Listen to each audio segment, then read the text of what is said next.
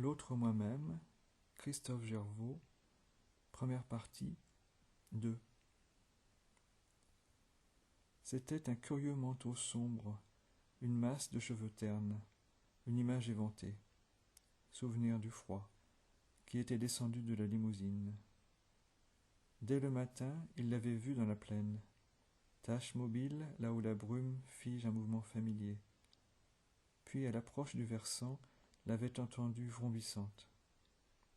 À midi, enfin, elle était là. Par une étroite fenêtre, presque une meurtrière, Yves observait celui qui avait refermé une énorme portière avec douceur ou fatigue et qui semblait dissiper un vertige, la paume sur le front, les doigts à la racine des cheveux. Tout entier tourné vers la plaine, il restait inconnu, étrange ainsi vêtu, ne se dévoilait pas. Yves exhumait pourtant de ses couleurs en nâtre une odeur d'Occident, l'amorce d'un appel lancé à sa mémoire. Marin marchait vers la porte béante quand il fut assailli par un jeune asiatique vêtu de toile bleue. Sans lui laisser le temps de prononcer un mot, l'homme en bleu s'empara des bagages qu'il portait à l'épaule, puis disparut dans le trou de la porte. Il revint bientôt, déchargé, vers Marin qui parla le premier. « Je suis Marin Lemka. Tu m'accueilles au terme d'un voyage épuisant, et je souhaite me reposer ici. » L'autre lui prêtait-il attention? Il ne l'avait fixé que furtivement, entre deux longs regards lancés d'un œil brillant, vers la limousine, derrière lui.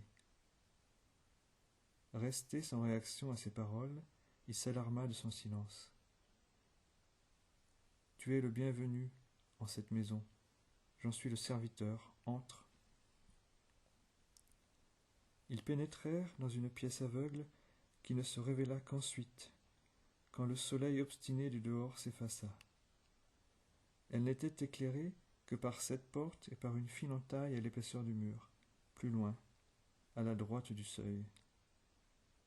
Quelques meubles apparurent, bas et sombres, sur la pâleur des murs. Une ombre se leva à l'entrée de Marin. Comme il se détournait vers elle, surpris, elle traversa le rayon lumineux que projetait le mur fendu, et cet éclair suffit à la reconnaissance. Yves tendait la main et Marin la serra.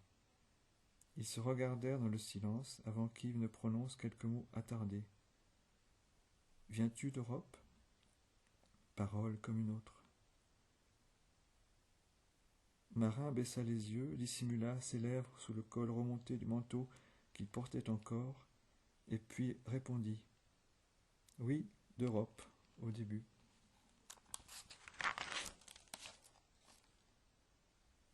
L'homme en bleu reparut, couvert d'étoffes blanches, de bagages fatigués et d'habits de saison, faits du même tissu bleu qu'il habillait lui-même et qu'Yves portait aussi. Il dirigea Marin vers un large couloir qui continuait cette salle, en marmonnant peut-être une courte invitation. Yves les laissa partir. Il suivit du regard Marin qui précédait son guide et salua de la main, à l'angle du couloir, avant de disparaître.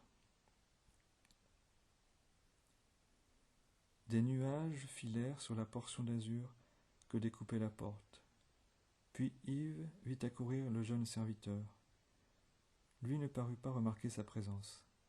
Il passa le seuil avec, sur le visage, une expression d'envie. Resté dans l'ombre, Yves écouta sa course se poursuivre au dehors et finir, par un claquement lourd, par le rugissement répété d'un moteur. Et lorsqu'il regarda, l'automobile s'élançait sur le chemin plongeant dans la vallée.